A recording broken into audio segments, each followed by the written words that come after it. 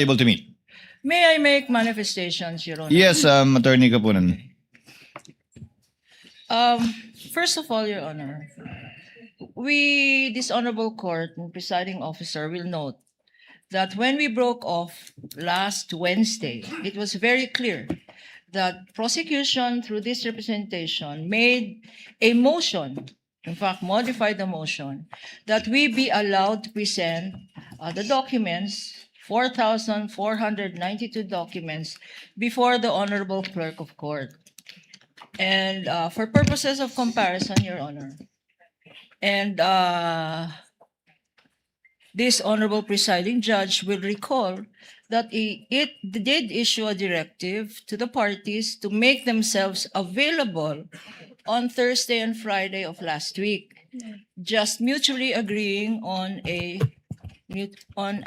common time, Your Honor. Also, the clerk of court was directed to make themselves available either on Tuesday or Friday or both days, subject to a time agreed upon by both counsels for the petitioner and the respondent. Ito pong nangyari, na-indyan po kami. Why do I say that? Wednesday, we made a text message, and I have the text messages here. When do we meet? Tomorrow or Friday? Wala pong sagot nung Wednesday. On Thursday, we waited the whole day. Kailan tayo magmi-meet? Thursday na ngayon. Friday na bukas. Our witness will be on board on Monday. Wala pa rin sagot, Your Honor. The whole day of Thursday.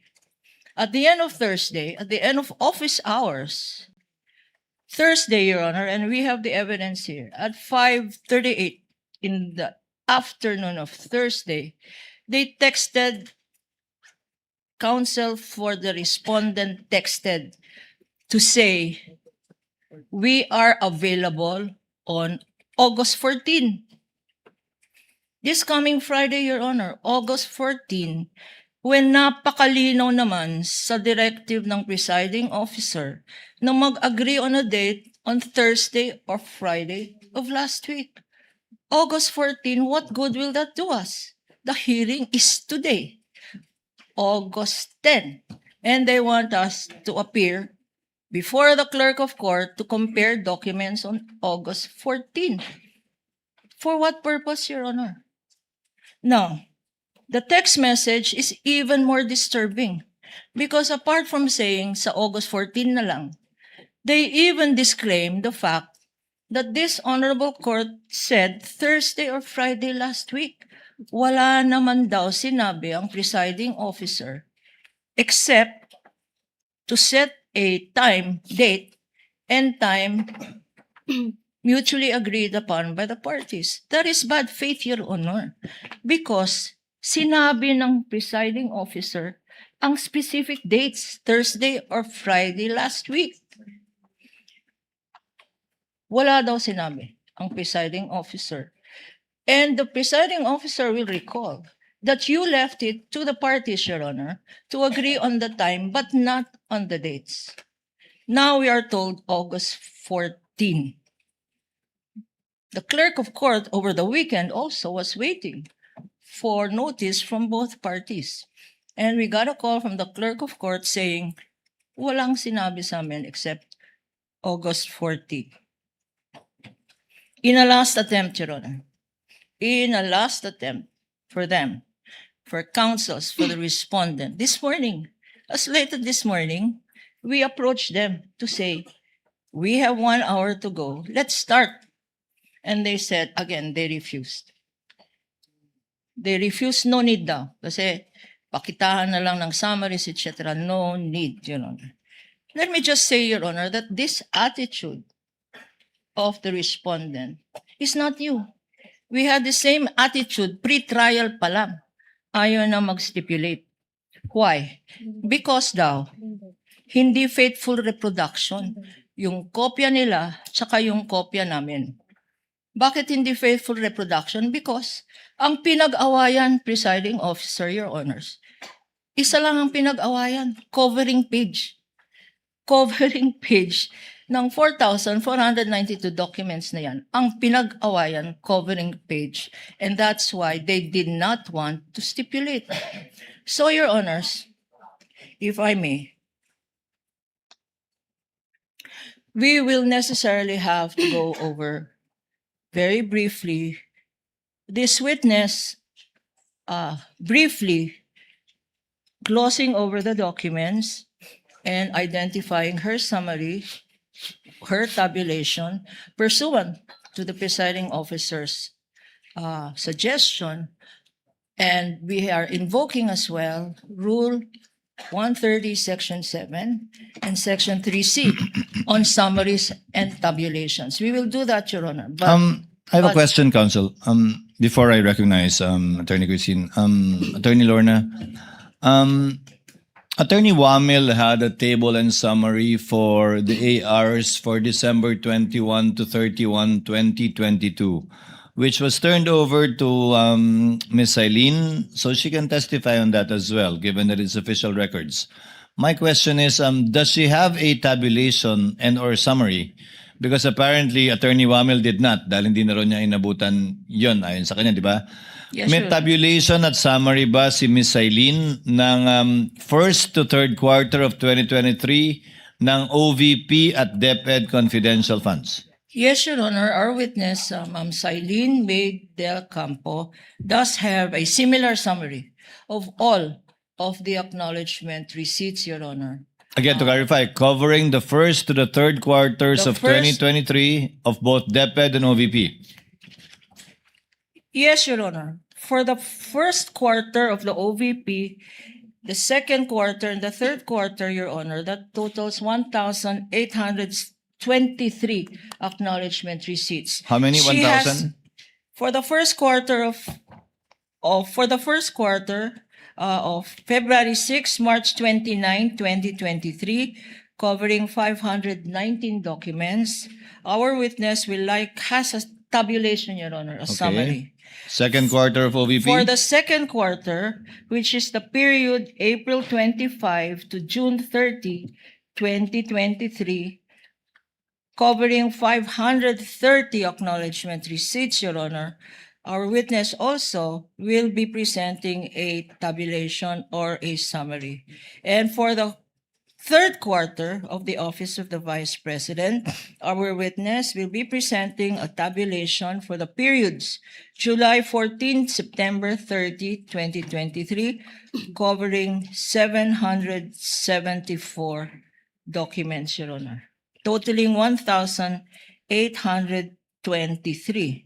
And she will confirm as well the tabulation made for the December 2022 21 to 31, 22 tabulation of Attorney Wamil, consisting of 845 documents. So for the Office of the Vice President, this witness will be presenting and identifying 2,668 acknowledgement receipts. Likewise, Your Honor, if I may continue. Counsel may, for the DepEd? For the DepEd, Your Honor, for the first quarter, covering the period February 20 to March 30, 2023, our witness has a tabulation of 561 acknowledgement receipts. For the second quarter, covering the period April 25 to June 30, 2023, our witness has a tabulation of 619 acknowledgement receipts.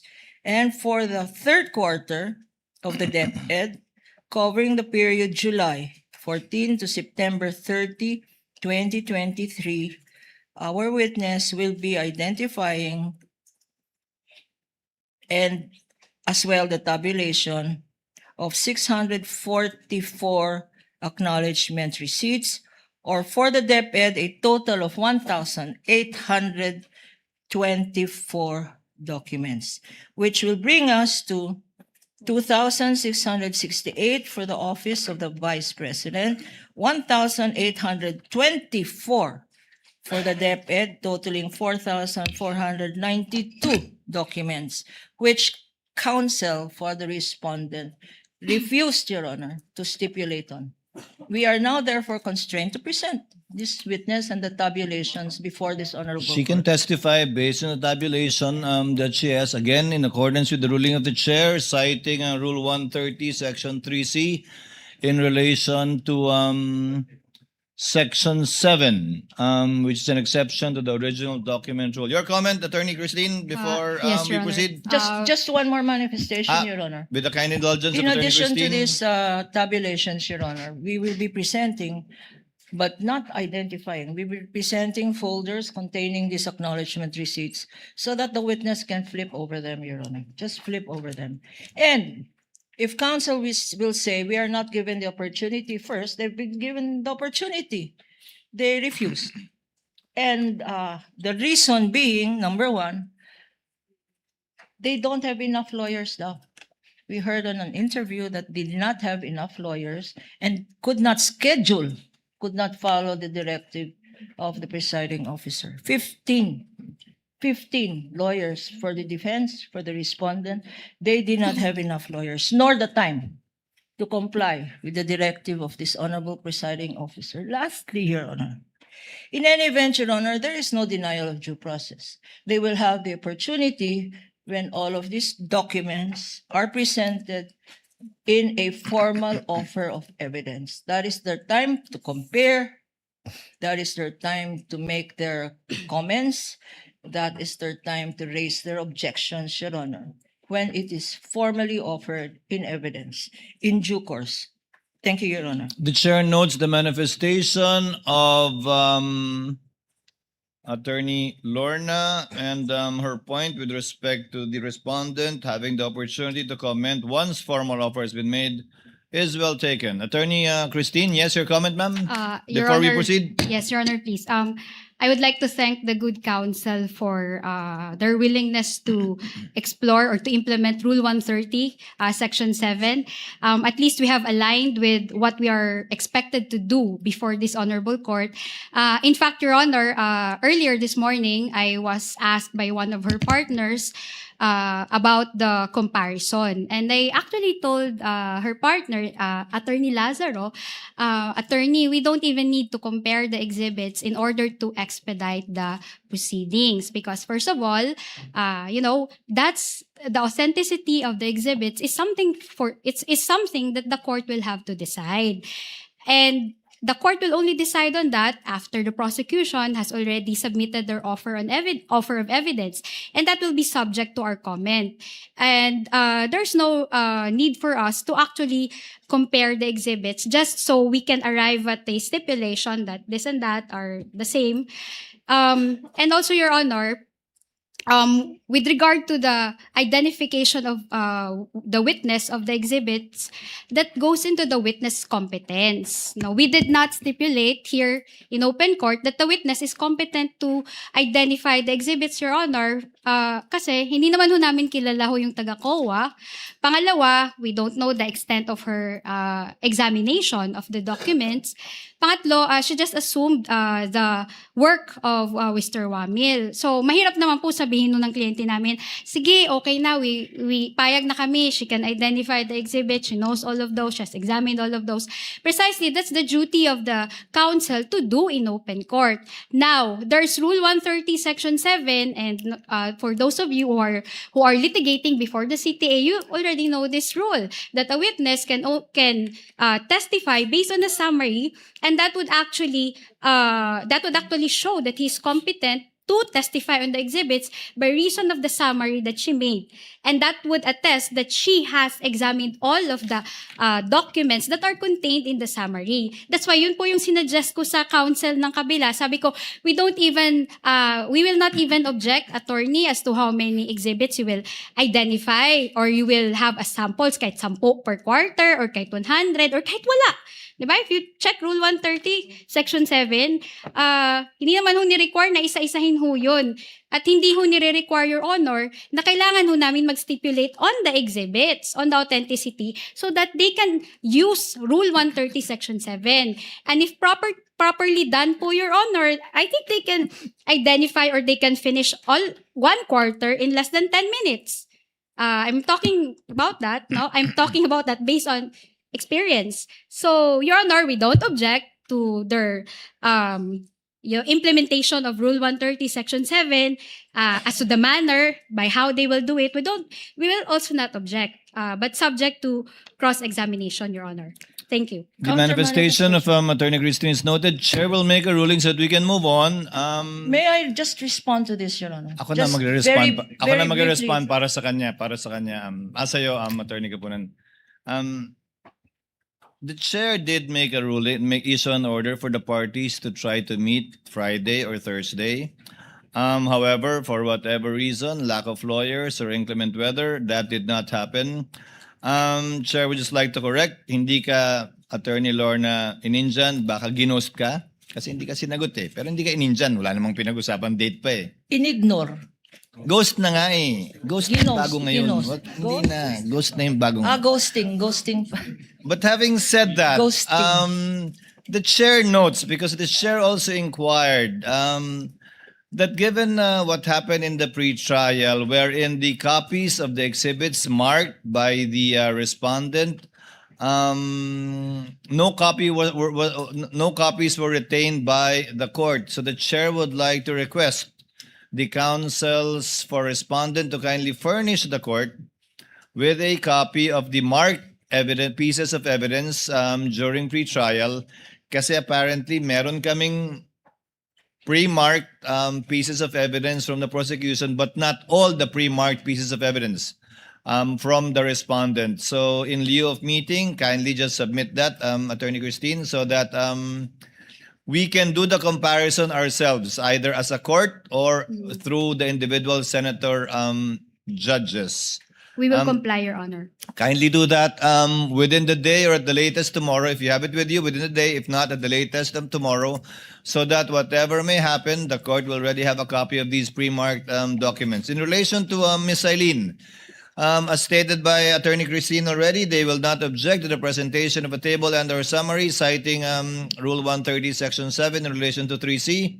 Therefore, we may proceed with her and hopefully be able to finish also Ms. Pareja today.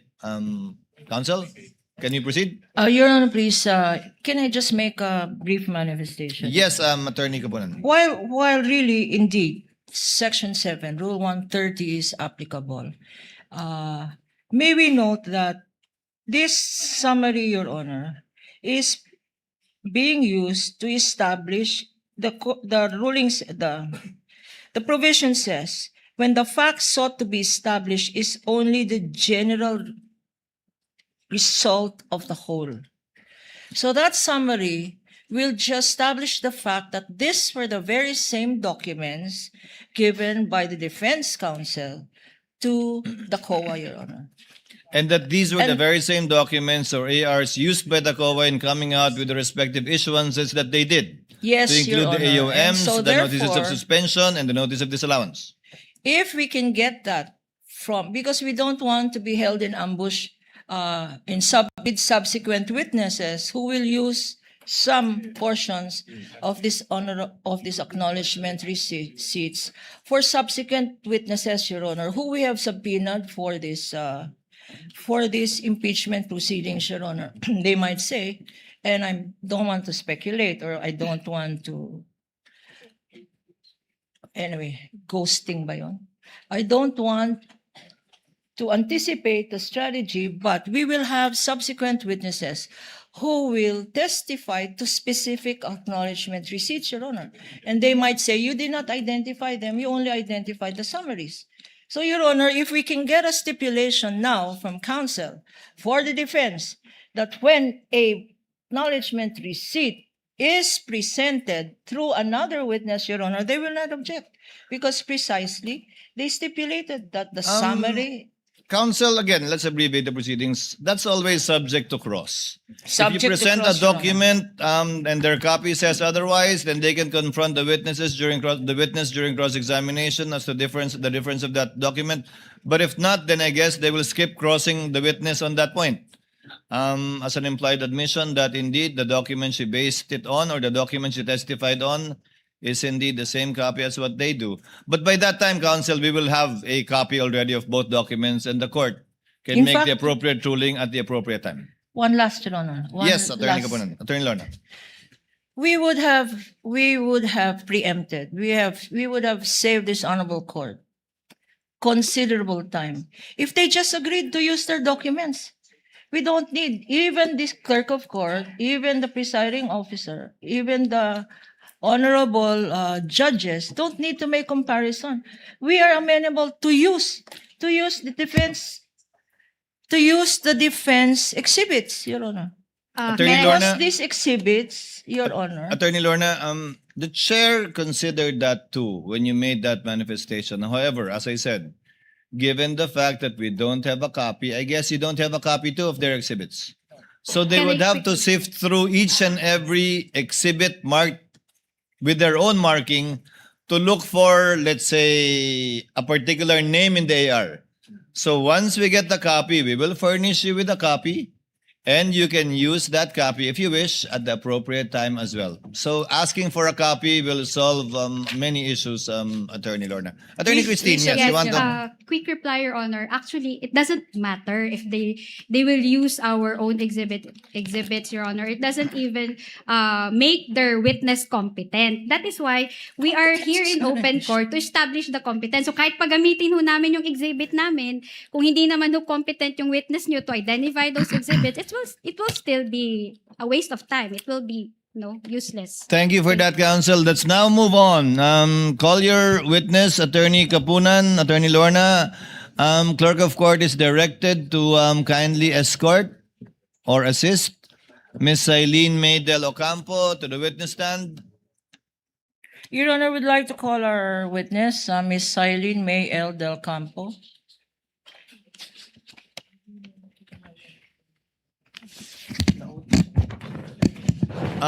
Miss Eileen, before you sit down, do you understand that you will be continuing with your testimony before this honorable impeachment court under the same oath that you made and was given when you last appeared Wednesday ba? On Wednesday. Yes po, Your Honor. You may sit down, ma'am. Thank you po.